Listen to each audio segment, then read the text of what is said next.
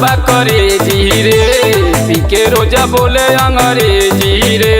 Mummy हो सुना ना, माई तोर दामाद बा करेजी रे, पी के रोजा बोले अंग्रेजी रे। पहलू शादी बोला कवना हो गुन पे,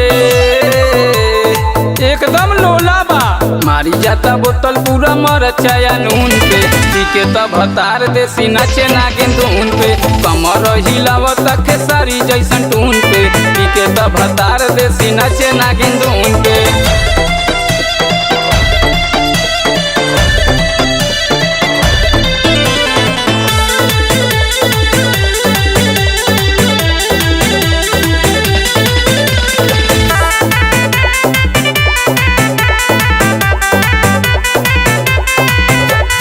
दिन भर मोही बियले बा, माटी में इज्जत मिलैले बा।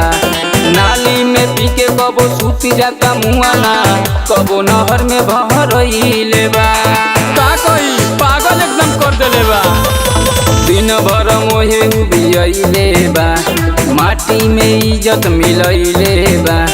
नाली में पी के कबो सूती जाता मुआना, कबो नहर में बहरइले बा। कहियो हाथ न लगावे बैलून पे, ए माई जवानी छूछे बीतत बा। मारी जाता बोतल पूरा मरचाया नून पे, पी के तब भतार देसी नाचे नागिन धुन पे। कमर हिलावता खेसारी जैसन टून पे, पी के तब भतार देसी नाचे नागिन धुन पे।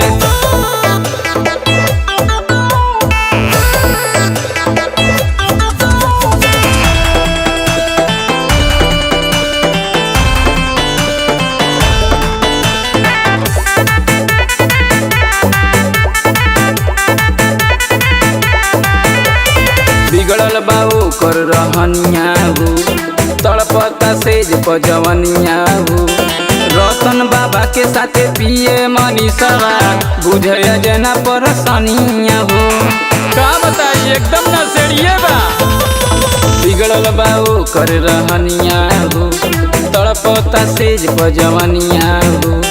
रतन बाबा के साथे पिए मनीषवा, बुझे संदीप ना परसनिया हो। नहीं कहीं के ले जाला हनीमून पे, कहीं ना घुमावेला हो। मारी जाता बोतल पूरा मरचाया नून पे, पी के तो भतार देसी नाचे नागिन धुन पे। कमर हिलावता खेसारी जैसन टून पे, पी के तो भतार देसी नाचे नागिन धुन पे।